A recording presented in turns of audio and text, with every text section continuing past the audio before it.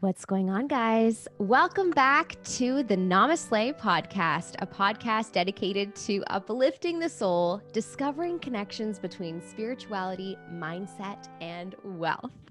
Today on NamaSLAY, I have a very special guest. Her name is Fay Mansfield. She is, I want to say, my mentor, my teacher, and just all around such an amazing person and my friend. And I am just so happy that she's finally coming on the show. So welcome, Fay. Thank you, Melissa. That was very nice of you to say all those nice things.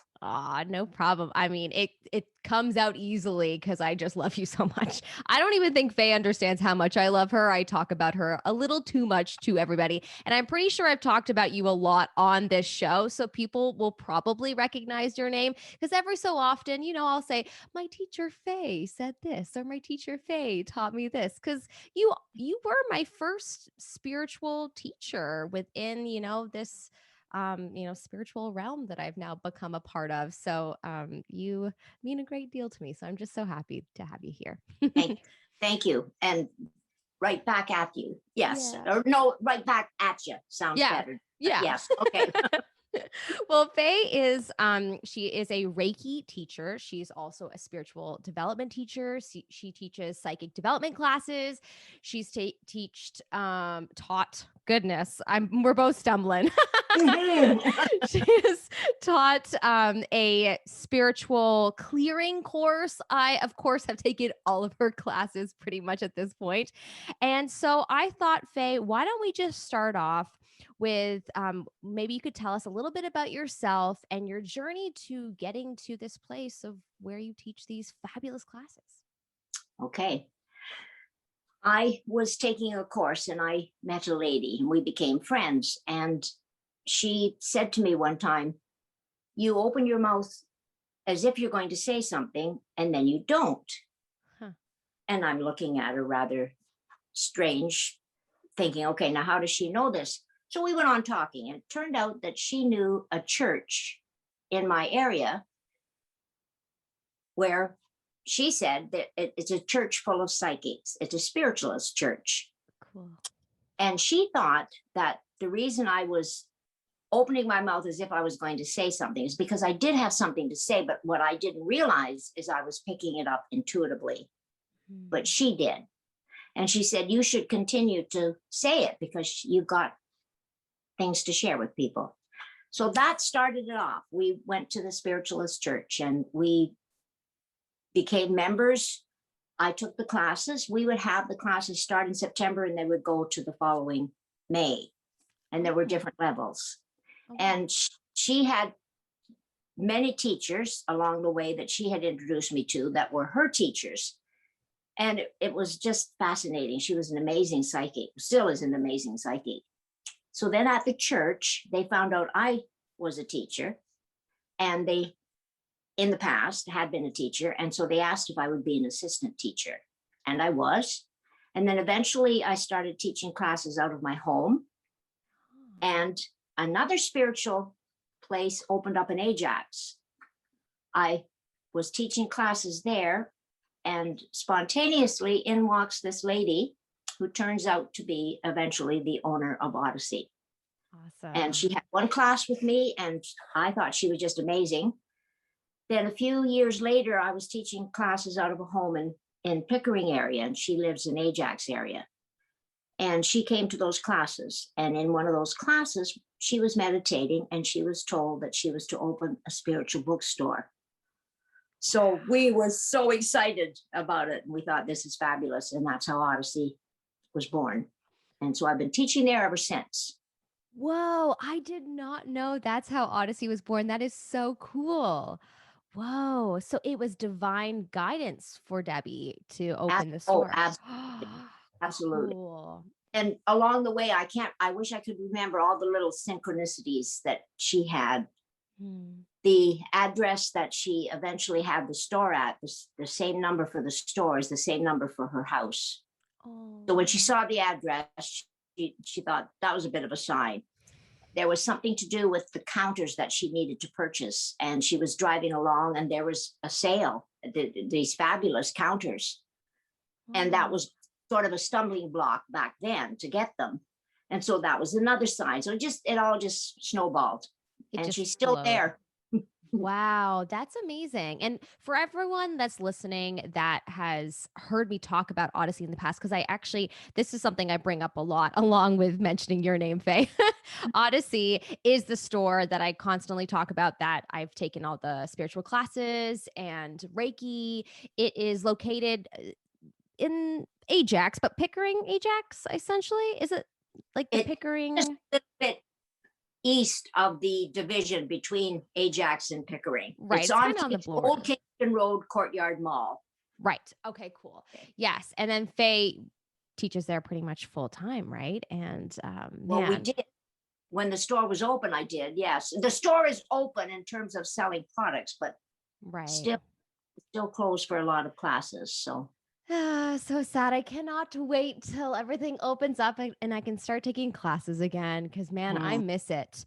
And Odyssey has such a beautiful vibe, doesn't it? And in the basement where we do the classes, it has such a cool energy, and literally it is very cold as well. It's quite cool down there.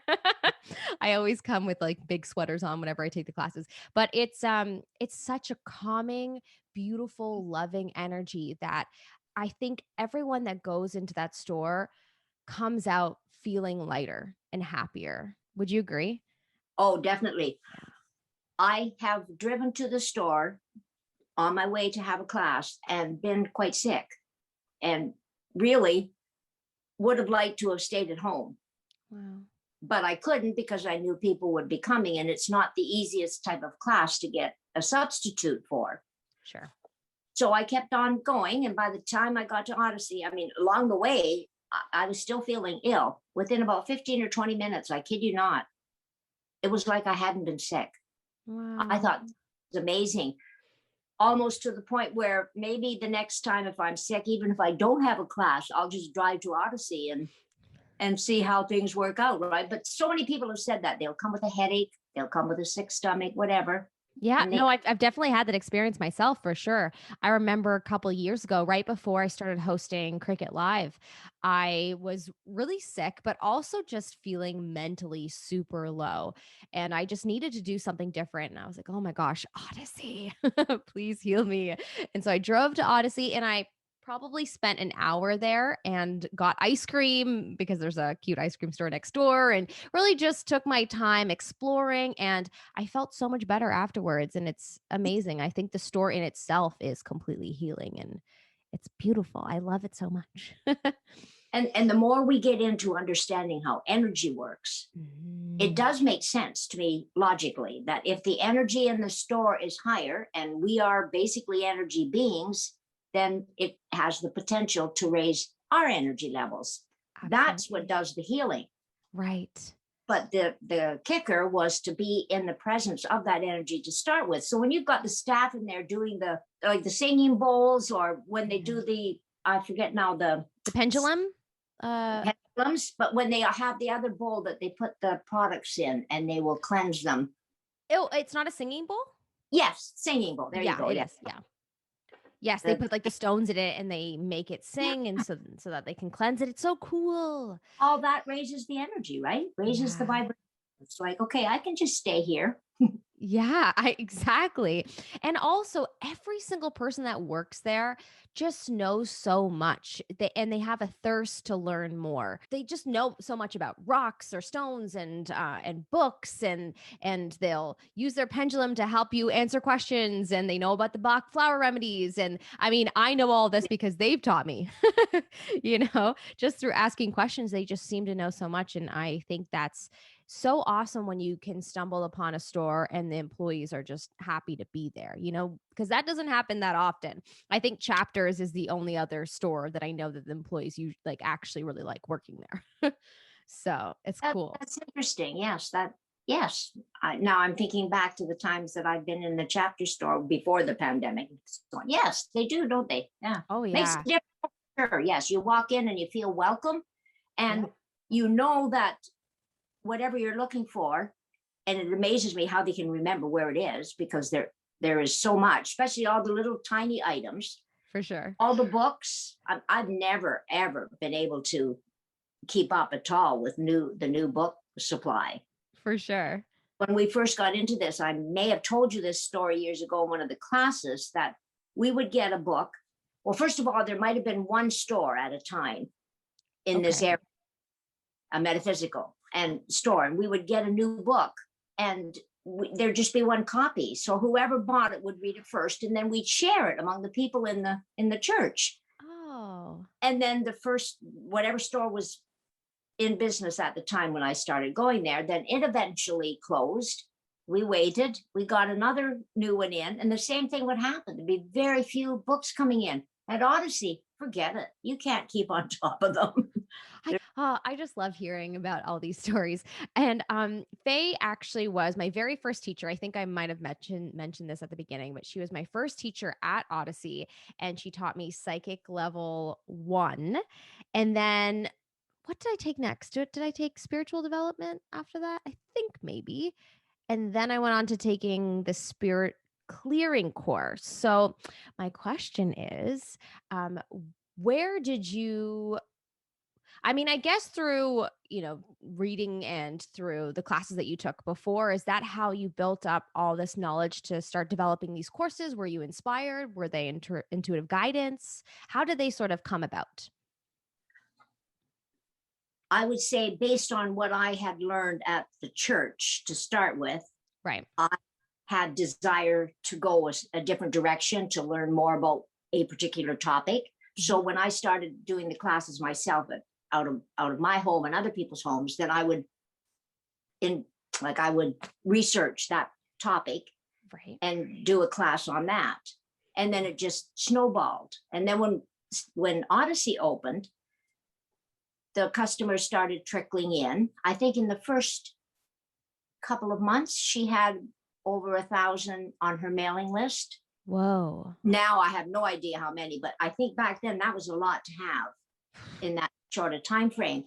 And people would come in and ask for certain things. So then the owner, Debbie, would say to me, Faye, could you do a course on such and such? So back to the drawing board and research it. And then along the way, I'm also having my own input. When I'm reading a book, I'm going to choose the sections out of the book that point out to the things that I want to teach to people. Because there's so many ways of looking at the metaphysical beliefs, so many different systems. You have to go with whatever's comfortable for you. So I would say that's how most of the courses came about.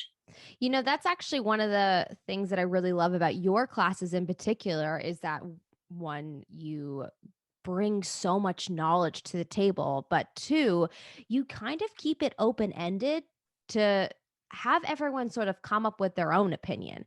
Like you make it a discussion, and people feel open enough to ask questions and challenge your ideas. And it's such a beautiful, open atmosphere that I think, it really allows people to learn what you're presenting. Whereas, sometimes I'll take classes and the teachers will just kind of teach, and that will be that. And we just all sit and listen. But I really love that you have structured a lot of your classes with making it open, and you present ideas so that people can chew on them, and then we can discuss them. And it's very cool. Yeah. And I like the discussions too. And I particularly like the questions, because then I have to think. Yeah. When I get the really deep questions, it's like, oh, okay, now how do I answer that one, right? So I can call information, excuse me, in the notes. I can call on information from my experiences. But no, I like the discussions too. Right. I don't think there's any.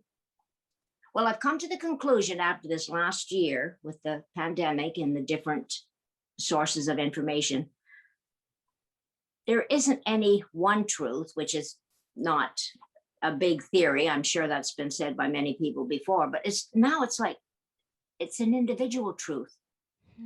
Everybody's got their own truth. Definitely. Because I talk to like-minded people, and we'll discuss a particular topic, and they'll be seeing it one way and I'll be seeing it another. When you add all that together, it affects the final outcome as to what I think is the truth. So it's been a very confusing year. Would you not? Yeah, to say the least. That's really interesting that you say that, because I've been thinking about that as well, and how I mean, we all just think so differently. And you can believe that the world is in such a treacherous state. But I mean, when you look at, I don't know, for me personally, I so agree with this. And I think if you believe that your life is beautiful, you're going to see a beautiful life around you. If you believe that life is scary, you're going to see all the scary things around you. And really, it does come down to, you're right, individual belief in how we see the world. And that is how it's going to play out. And I think you're right. I think on like a grand scale, it's going to affect the real truth, if there even is one. I don't know. Sometimes I think, is there even a truth, or is it just all a story in our minds? I agree. Yeah. I heard a medical doctor last year say, if you've ever watched The Matrix, watch it again and think of it as a documentary. Oh yeah. It's like, what? Now, there's a truth. That was her truth. Mm-hmm. Potential discussion there, and so on. So yes, it's been a real eye opener, I think. Definitely. So there'll probably, if we ever get the classes back rolling at Odyssey, there'll probably be a lot more discussions. Yeah, for sure. I think a lot of people have been going on a spiritual journey since all of this sort of started. I've noticed a lot more people, quote unquote, waking up and questioning what the heck is life. And, I think maybe we have had a lot more quiet time than we might have had before. Personally, I'm I'm a little bit of a loner, so I have a lot of quiet time. But I think some people that are used to being super social, they never really got the chance before, and I think now they've had this opportunity to go within and have some silent time, and I think it is making a lot more people question and wake up and sort of become spiritual on a deeper level. So I think if anything, Odyssey is going to explode once this, I mean, it already has, it's such a huge store, but I think even more so, we're going to see more people come to the store and become more spiritual within the next while. I've had that thought too. Yes. Yeah. Searching for answers. Definitely. Yeah, definitely. Well, cool. Well, okay. So I want to talk about, so in our psychic development classes, just thinking about these times brings me so much joy because, like I said, it's the beginning of my, well, I've kind of been on this journey since I was a kid, and I'm sure you can relate. I'm sure you have stories from when you were a kid, probably seeing spirit or whatnot, or not really knowing what you were seeing and whatnot. But I think, in these classes, that's when I first started trusting in what was happening to me or what I was feeling, and really just getting to know myself on that deeper level and becoming more intuitive. And my favorite thing that we did in our psychic development class was we played some games to help us trust in our intuition a little bit more. And I don't know if you still do this, but we played this game where you had everyone, you split us up into two groups, and you had one group go upstairs, and we weren't allowed to hear what the second group decided. Everyone had to go upstairs, and then the second group had to stay downstairs and together come up with an object or a thing. So say a spoon, and they had to focus on that. And throughout the week, they had to like think of spoon and send it to the other group. And then the next week, the other group had to say in the circle what they think they received. And I remember it wasn't a spoon, it was something else.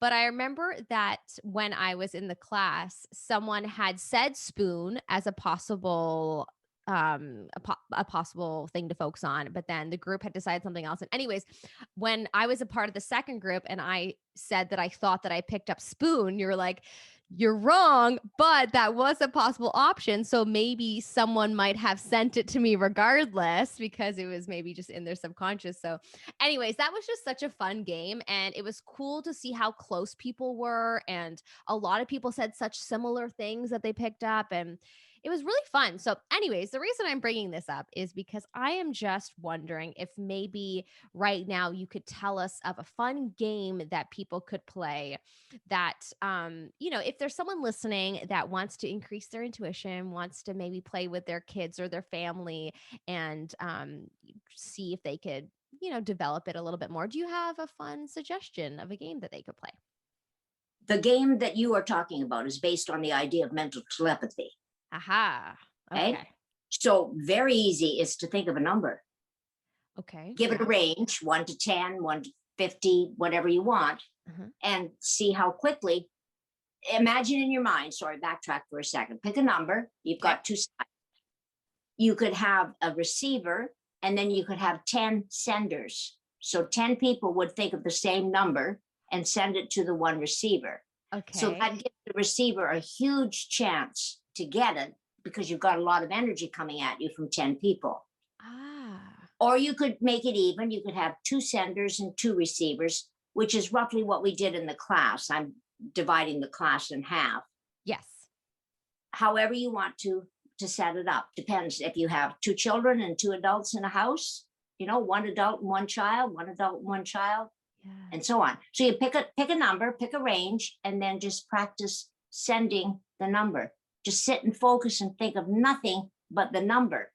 But as you know, when you do that, all kinds of other thoughts connected to that number can also be coming into the back of your mind and you don't realize it. Right.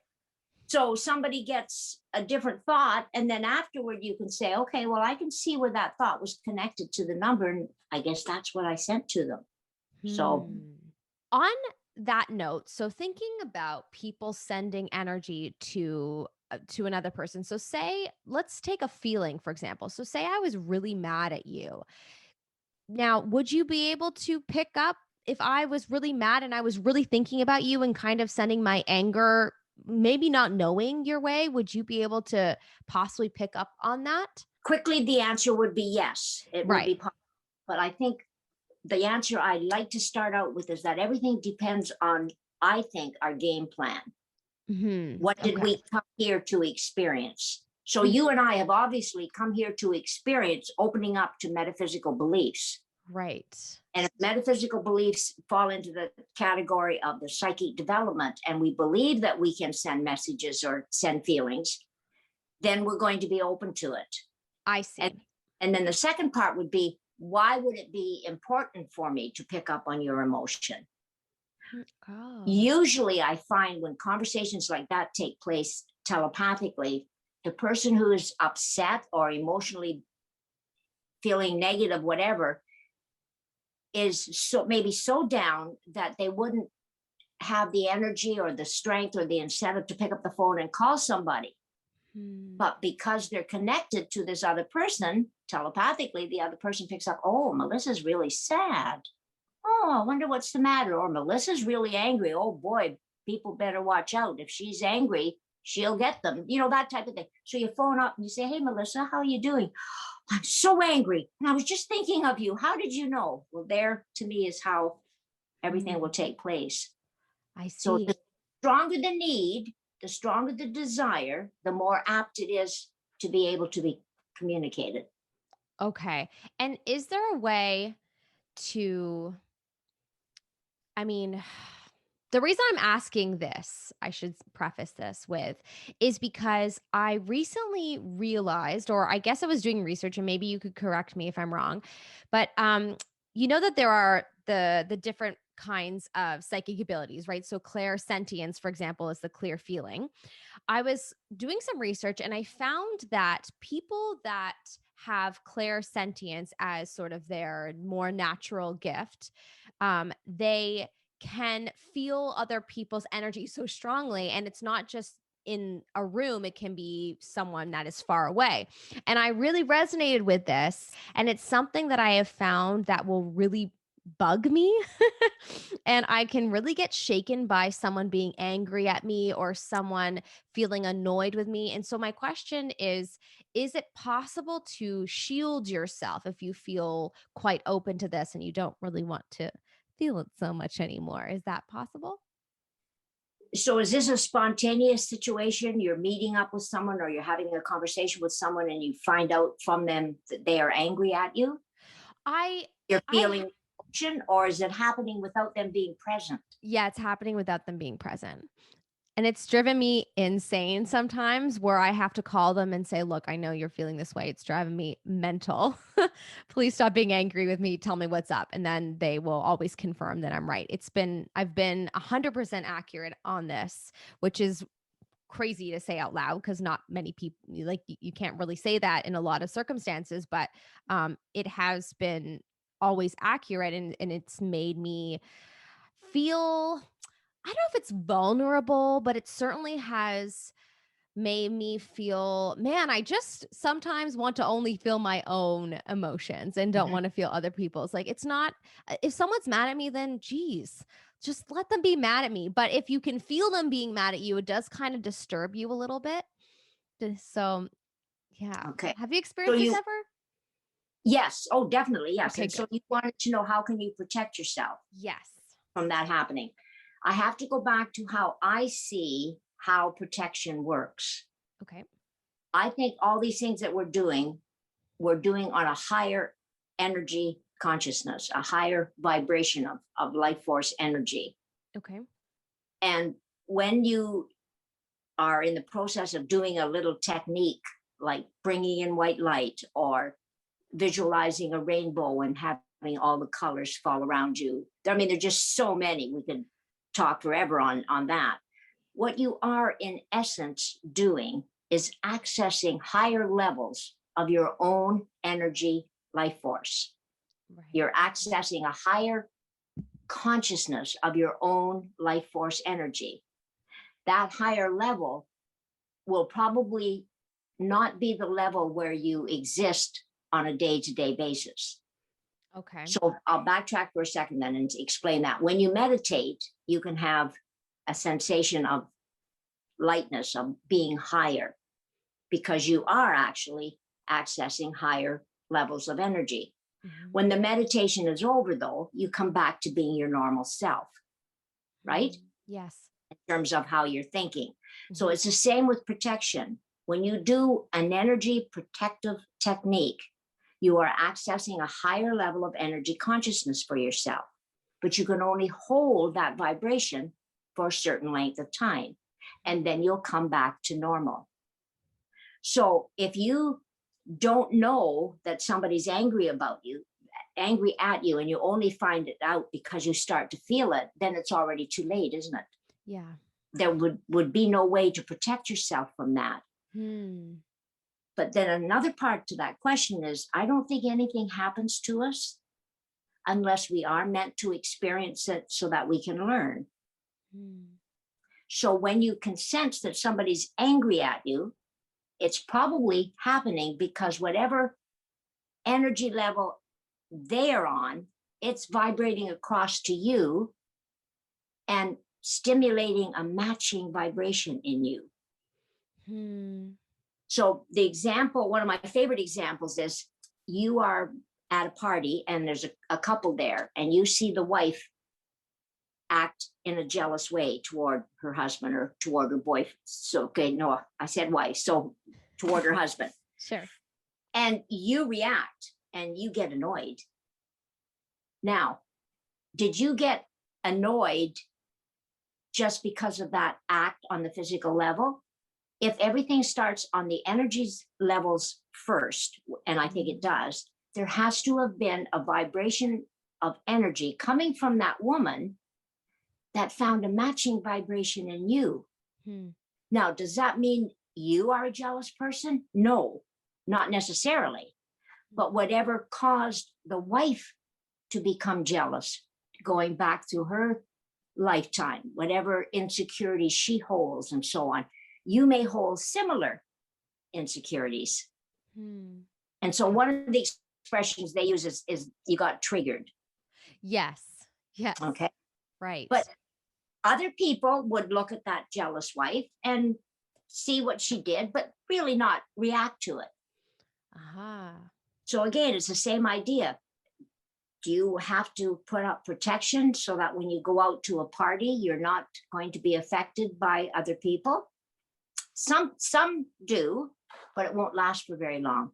You can only hold that higher vibration and then you'll come back down.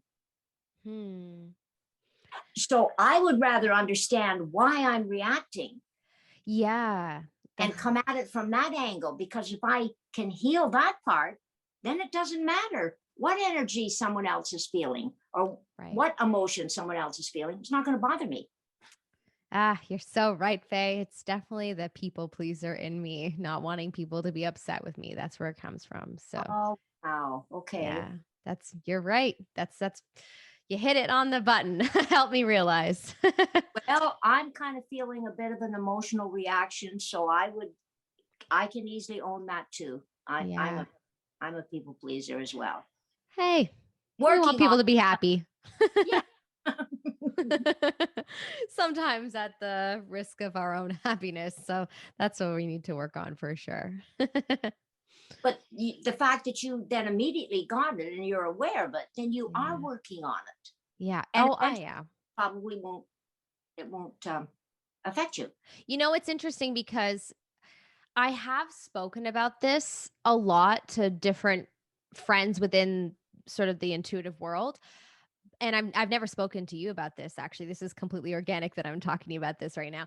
For everyone listening, I've never talked to Faye about this before, but I have spoken about it so much that it kind of came out of my mouth as habit. But it's interesting because now in my present life, some of the people that I would be speaking about that have affected me in regards to their emotions or whatnot are not really in my life anymore.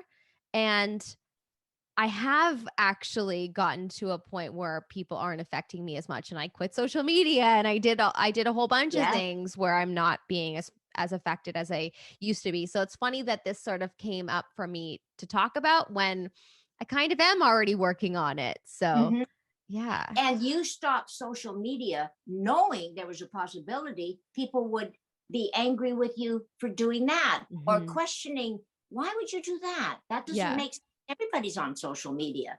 Yeah, absolutely. Yeah. But you know what's so interesting, Faye? When I quit social media, my first reflection on it, like the biggest difference that I found was that you know how we talk about connective cords? So if anyone's listening, in Faye's classes and in a lot of the classes at Odyssey, we talk about like when you meet someone, you make a connection, and you will have these connective cords that'll go from me to you. And if you want to get rid of someone from your life, you could essentially cut the cords. Like there's so much to it. But anyways, my point, what I first realized when I quit social media was that I didn't feel connected to people anymore.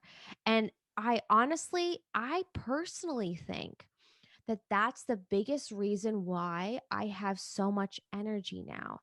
I feel like what people don't understand how social media, literally the marketing campaign for social media is how you can connect online and it's a way to connect with people. Literally, I think we're connecting and we're giving our energy to many different people, and we might not be realizing that it's affecting us on a deep level because it's just so much energy going in so many different ways and so many people we're connected to, that when you cut yourself off, honestly, I would ask people to quit social media as an experiment. You don't have to quit it for good, but just to sort of see what I'm talking about. Because when I quit it, I truly didn't feel connected to people anymore. And I didn't feel that my energy was as drained anymore. And it's really interesting. But I think there's a part of social media because you're connected literally to so many people. And I think we've made these connective cords to so many people around the world, whether we know them or not. And maybe possibly because we're giving our energy to this platform, and maybe it's taking a lot of our energy because we're giving it. It's not that it's taking it, but we're giving it. That quite possibly we're giving away so much energy without realizing it. And we might not see how much it's depleting us until we step away for a couple minutes and are not on it anymore. And I think the key is deleting it or like you don't have to delete it fully, but there's an option to delete it for like 30 days or whatever. And so that you just don't exist online, and then just sort of as an experiment see. But that was my experience. And I think that it's so interesting how much energy I have now that I just didn't have before. You have reminded me of an experience that I had many, many years ago when we were getting involved with the internet. So don't let me forget now what we're talking about here with you stopping media, if social media, if I tell you this story. Okay, I won't. So I was at a friend. Sorry, I wasn't there when it happened, or was I? Okay, I think I was there. It's been a long, long time since I thought about this situation. A lady was on her computer. I was visiting with she and her husband. The husband and I were talking. She's on the computer. All of a sudden, I felt an energy come in the room. And I just immediately turned and looked at her. And as I'm turning to look at her, she's turning to look at me. And she said, "Did you just feel that? Or did you feel that?" I said, "Yes, I did. What's going on over there?" She said, "I just made a connection on a website here." And as soon as she did, in came this energy. So we dealt with it and we sent the energy to the light. And we'll never know for sure if our interpretation of what the energy represented was correct, because she didn't know this person. But what we got intuitively was that this energy was an entity, and it was connected to the person she had been communicating with. Whoa. On the internet. That person probably, or might not even have known that they had this entity hanging around them. Wow. But the minute she made the connection energetically, the entity knew that she and I would know how to send it home. Whoa. And it came. So I always remembered that, because it's a really good example to verify exactly what you're saying. Back to the social media then. If she could be that connected to that other person, so is everybody else. Yep. Because I believe everybody is intuitive. I believe everybody has a psychic side to them. Agreed. So yeah. that just, I haven't thought of that story for a long, long time, but it does verify, for me anyway, this social media connection. So there's another way too of looking at the idea of giving away your energy or taking on other people's energies. I think we have a finite amount of life force energy. It's enough to keep us alive. It's enough to help us serve our life purpose. Life force energy is always coming to us, but that doesn't mean we absorb it. Okay. So when we're talking to people, I don't think we're necessarily giving away our energy. We just might be vibrating at the same frequency as they are. Go back to that example of you being aware that someone is angry at you because something in their energy field is stimulating something in your energy field. So if all the people you are talking to on social media are terrified at what is happening in the world, they may not even express it. They might just be having a conversation about something else with you, but energetically, and especially because you are sensitive. Yes. Part of you is going to recognize, wait a minute, I know that vibration, that's fear, or that's whatever. And so yours gets activated. Yes. So it's the same idea. So yes, you can get off the internet from having talked to 4 or 5 people through a Zoom meeting, or just even through emails, or however, on a website. And now, like, you're exhausted. Totally. Because all of that low frequency energy within you, anything that matched, got stimulated. Wow. I actually find it fascinating. Yeah. When I think about it, as to how all of this happens. Yeah, it is. It's truly fascinating. And as you were talking, I even thought about how I'm feeling right now. The only way that I can describe it, it's like going to a cottage for the weekend and not having any connection with the internet or social media. That's how I've been feeling for the last 8 months without having it. It's this like just so much energy, this drive that has come back in me that I haven't felt since I was, 17 years old when I first started using Facebook, to be completely honest.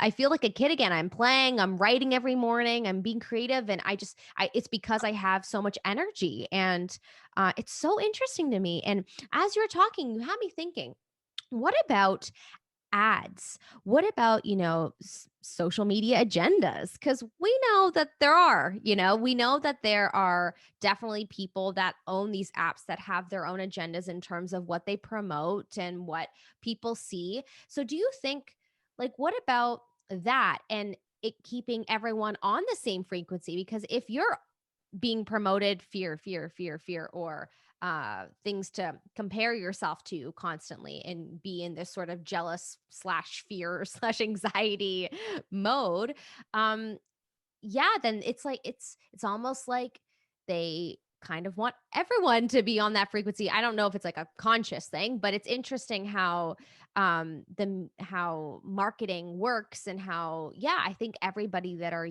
using these apps and that are on social media are constantly on this frequency. You don't sell the steak, you sell the sizzle. Oh, I've never heard that. The sizzle stirs up the emotions. Oh, The emotions, when stirred up, will amplify the energy that you are sending out. It's your life force energy, and it is constantly flowing. So right. It's not that you're sending it out and not being replenished or losing, but you're constantly vibrating. Energy always moves. Mm-hmm. When it's not moving, that's when trouble happens, or that's when we would get sick and so on. So it's constantly moving. And so I'm trying to think of it. I was trying to think of an ad that I just saw recently that says what you're talking. Oh, okay. Starting out, people saying, if you have arthritis and you eat this vegetable, you might want to stay on this station and listen to this, or however they worded it. So of course, my age, I do have arthritis. So I start listening, and then I thought, wait a minute, vegetable? Come on. There cannot be a vegetable that causes arthritis. But that's because I don't think that way. But somebody else who doesn't think that food's not going to hurt them would hear that arthritis, and now there they are. And so they eventually end up buying the product. So it appeals to the fear in us. It appears to low self-esteem.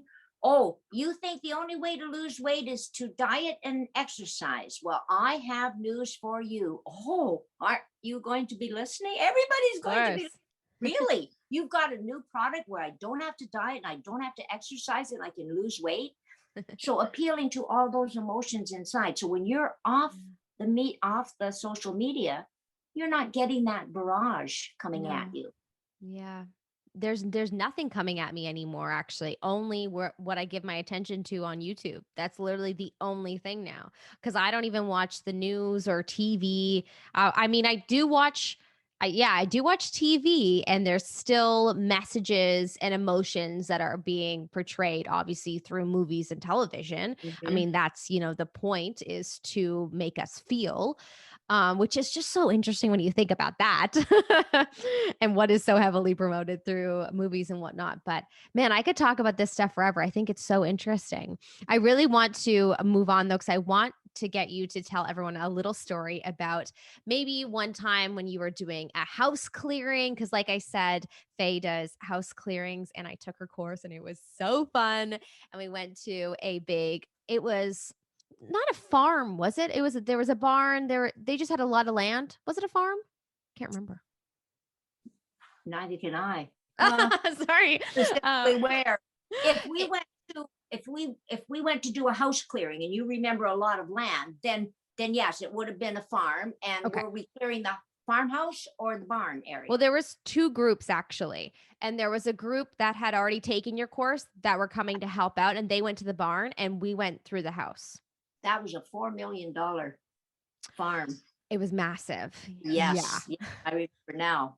And that was the second time we had gone back. And that's why I had gone twice. So when we do the spirit clearing course, we go out and do a house clearing, or in this case, a farm clearing. So people in the group have first option. If anyone in the group feels that their house or thinks that their house is haunted, we're going to go and clear their house.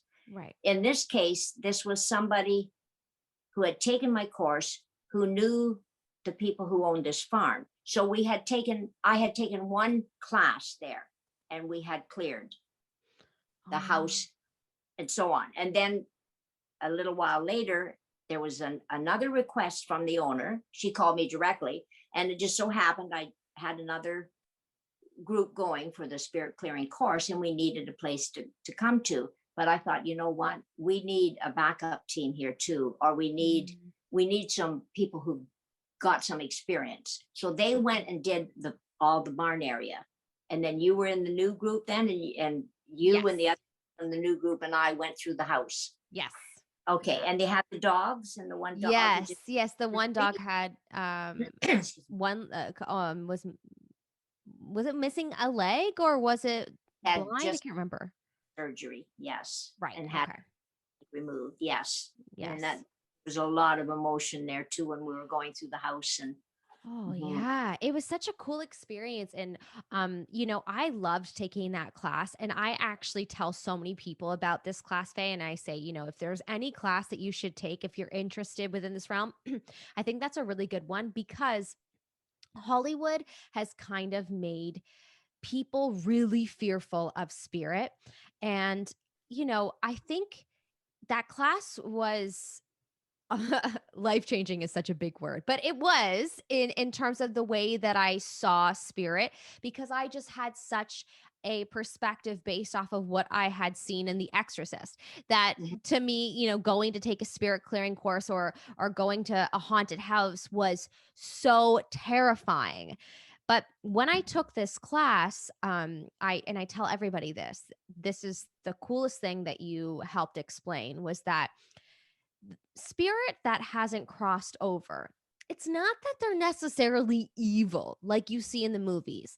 It's that they're a low frequency and they need help going to the light, and they need, they had something unresolved when they were here, and they are on a very low frequency, and they, if they feel quote unquote like dark, it's because they're very fearful themselves, and they just need help finding love and going to the light. And when people hear that, they go, oh, that's not that scary. Because it's not. And I think I love that you teach this course, and I love that you explain that, because I think that is just something that so many people need to hear. They need to hear that so that they're not so fearful of it. Because I think spirit's everywhere. It's just, unfortunately, movies have made people really scared. So. And that idea that we were talking about earlier with the jealous wife, and you are, I was using you as an example, but anybody who would react to that. So let's suppose that, take that same jealous person, maybe the jealousy came from very low self-esteem. And that idea of not feeling worthy came out in many areas of their life. And it continued right up until the day they died. When they die, if that feeling, that low frequency energy, or what we would call a negative emotion, is very much stronger than the rest of the person, and it's part of their destiny to have this happen, that's always number one of the criteria, that person gets stuck. They don't go home. And you've probably heard the story about going through the tunnel and seeing the white light at the end of the tunnel. Energetically, that tunnel is equated to what we call the main vertical power current that exists in our energy levels, through which our life force energy flows. So when we die, there's something different. That physical body is no longer alive. Something left it. And what left it was the life force. And the life force travels up that main vertical power current, which is symbolized, what you see psychically is the tunnel. Cool. Going through the tunnel.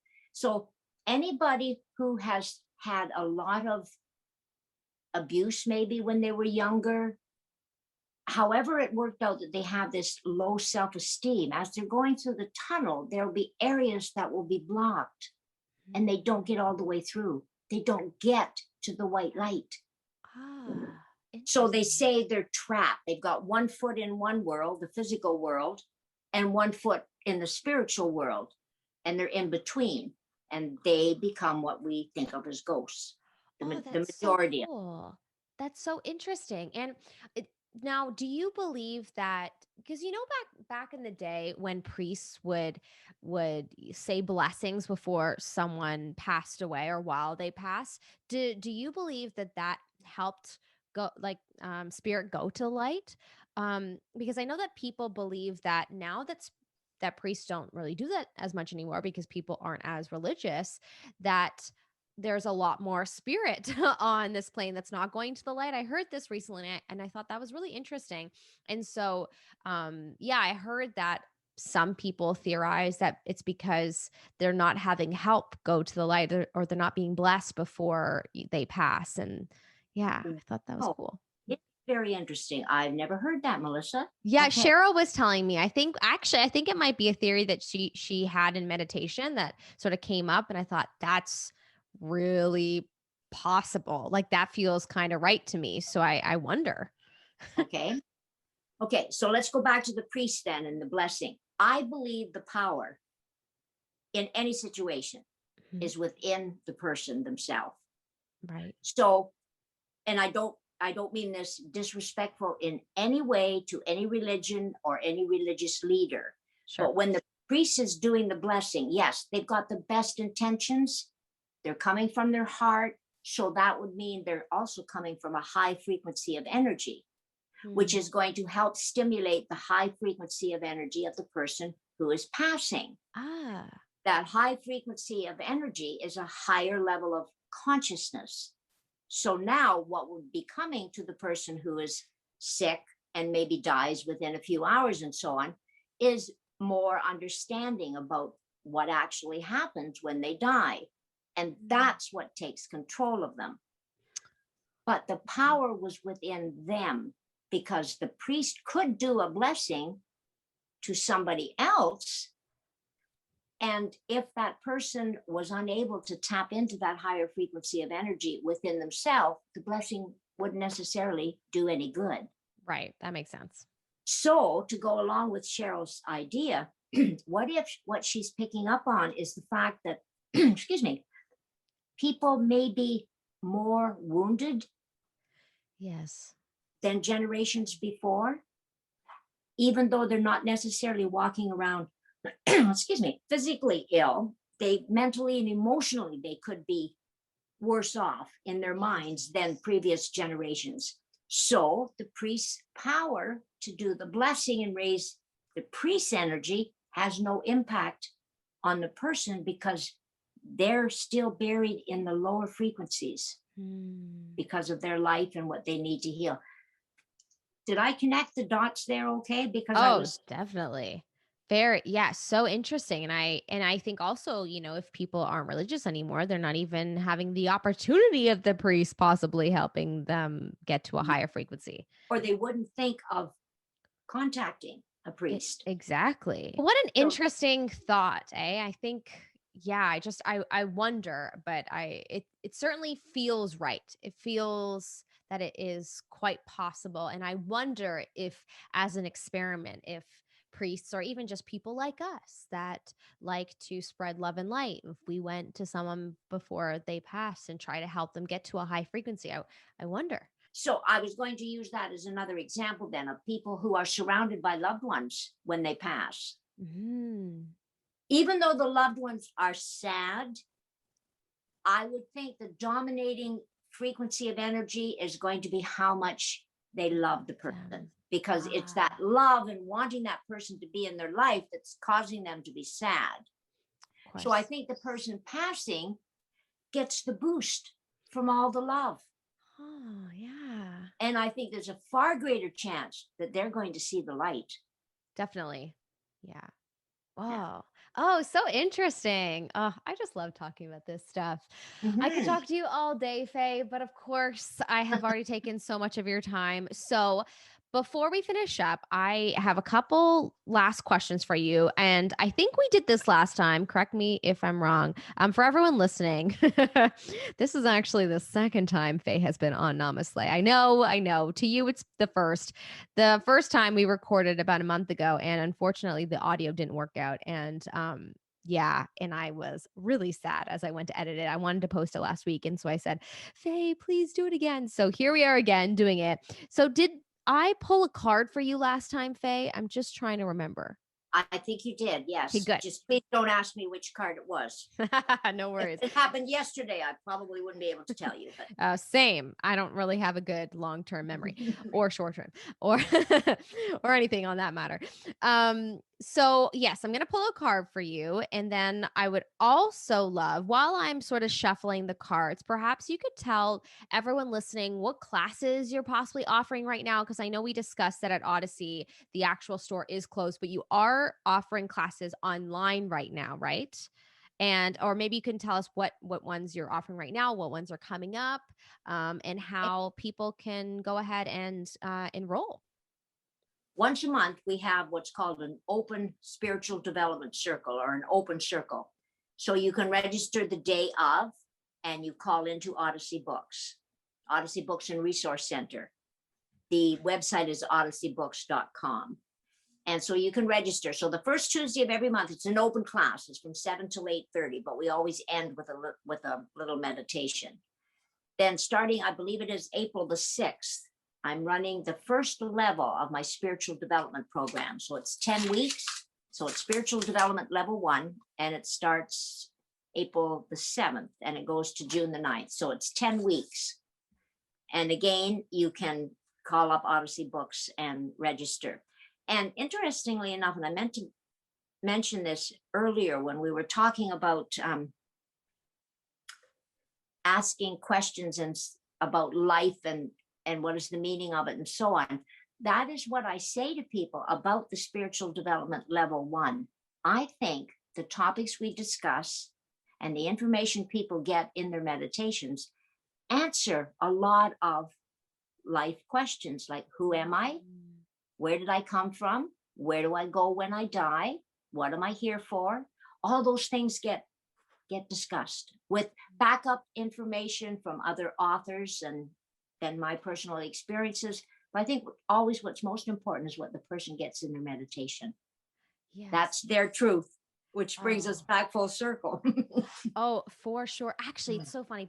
Before I tell you your cards, you just reminded me of something. So in our very first class, I don't know if it was like the first one, but in Psychic Development 1, in regards to meditations, I remember you had us do a meditation, and we were supposed to see what came to us in terms of just higher guidance from our higher self, like what came to us, what pictures we saw.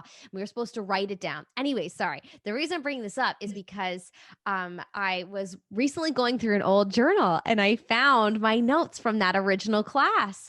And I thought it was so interesting because I had written down hydrosol.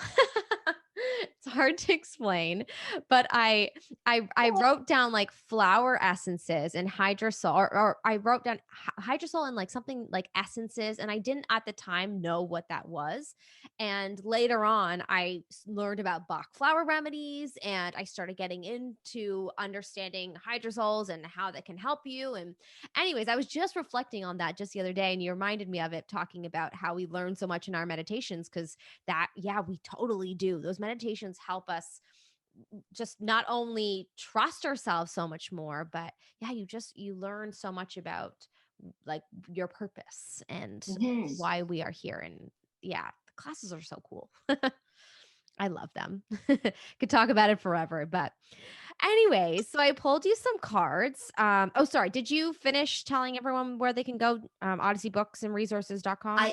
I thought so. I thought I did. Yes. Yes, you did. Perfect. Okay, great. So, yes, you guys can go there to check it out. Everything is online now. So even if you're listening from the US, you can join her classes now because it's all online, which makes it so fantastic for all of my listeners, because I have people in Germany even. So there's a lot of people from around the world that listen and could possibly now take your classes, Faye. So it's awesome that you're offering it everywhere now. May I say something else then that you just reminded me of? Sure. If people have never taken a course which includes a meditation through Zoom or through online before, I should maybe just explain that when it comes time for the meditation, people turn their video off. Mm-hmm. They leave their audio on so they can hear me talking them through the meditation, but they turn the music on in their own home. Oh. Where if we were at the store, I choose the music and we all listen to the same music. So I've had a number of people jokingly say we much prefer the Zoom classes because we can listen to the kind of meditation music that we like, right? But I think it's important to understand just how exactly are you going to meditate online as opposed to being, in person. Well, that's how we do it. And it seems to work out. Everybody loves it. Oh yeah, that's awesome. I mean, I always liked the music that you chose. I resonated with a lot of what you used, but certainly I could see how other people that might like the drums or whatnot. 'Cause I know some people like hearing drum beats. I don't a lot of the time. I could see them really enjoying that. So that's a really cool another perk of taking online classes. Okay. So yes, you guys can check that out. I will also leave the link to the Odyssey website and to the classes in the description box below of this audio. Okay, are you ready for your cards? So I am classic Mel using the Psychic Tarot by John Holland. I'm sure you've seen those cards before. It's a pretty popular deck at Odyssey. I sometimes use the Wisdom of the Hidden Realms. Actually, for the first sort of 50 episodes, I was using that deck. And yeah, I just switched and I really love this deck, so I'm going with it. A couple cards flew out for you, Faye.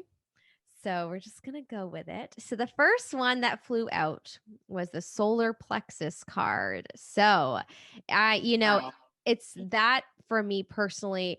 I'm trying not to let what I know about you affect me when looking at this card, but it's pretty obvious. So for everyone listening that doesn't know anything about chakras, the solar plexus is sort of located around your stomach area. And oftentimes when the solar plexus card comes up, it could do with maybe you bloat quite often from food allergies or food sensitivities, or it could literally mean that you have a lot of emotional work that you're working through. A lot of the time we find that our solar plexus is where when you hear gut feeling, like often I think I always seem to see a correlation with the solar plexus maybe being a little bit off or whatnot. So I think this is just coming up as something to be aware of.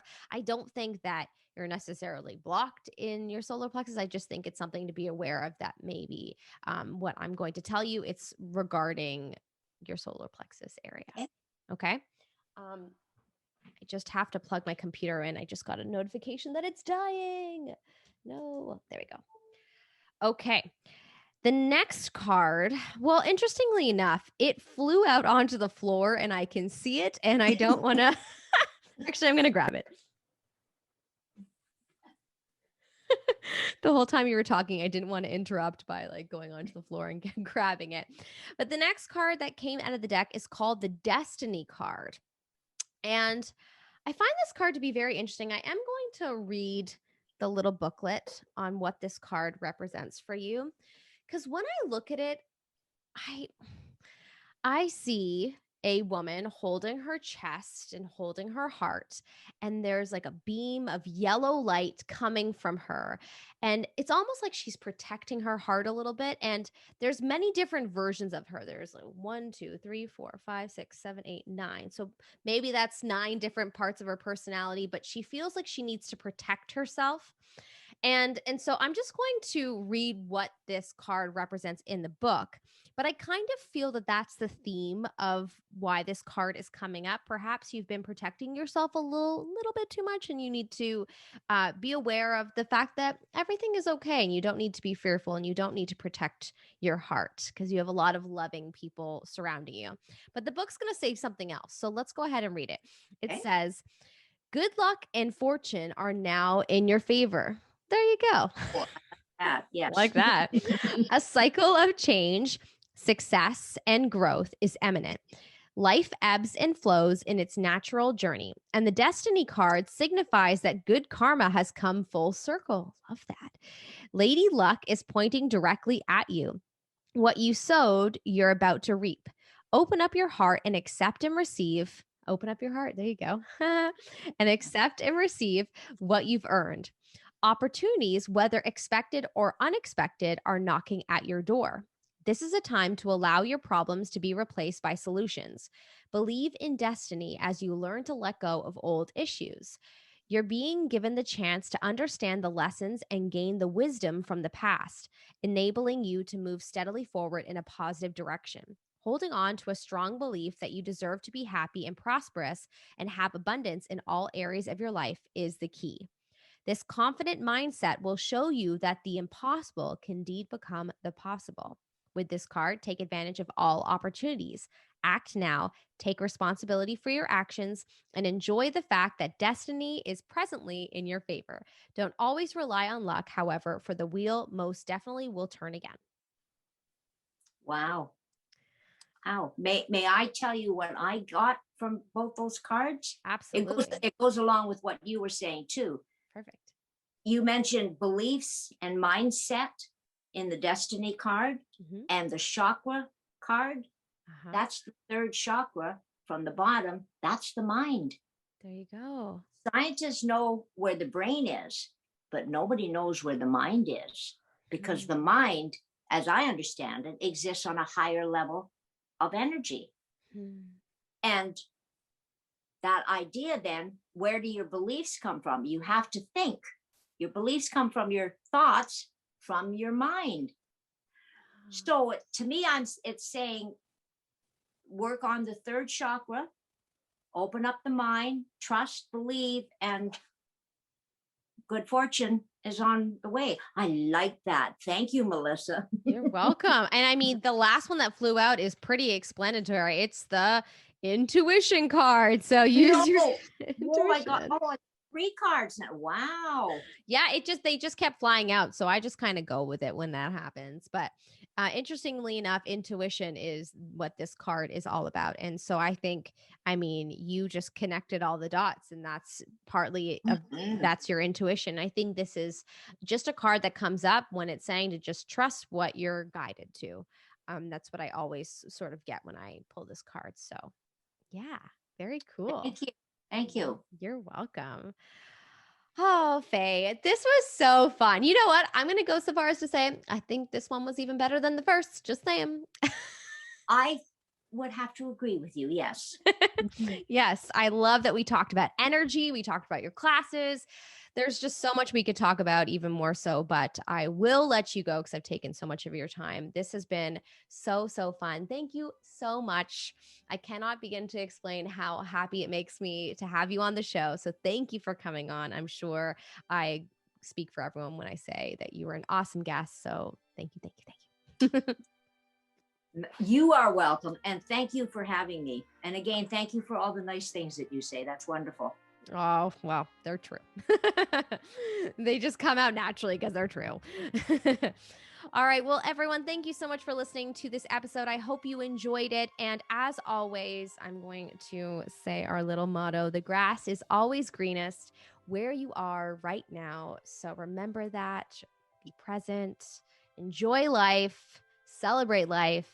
And I hope you have the most fabulous day. Sending you so much love, light, and sunshine vibes. NamaSLAY.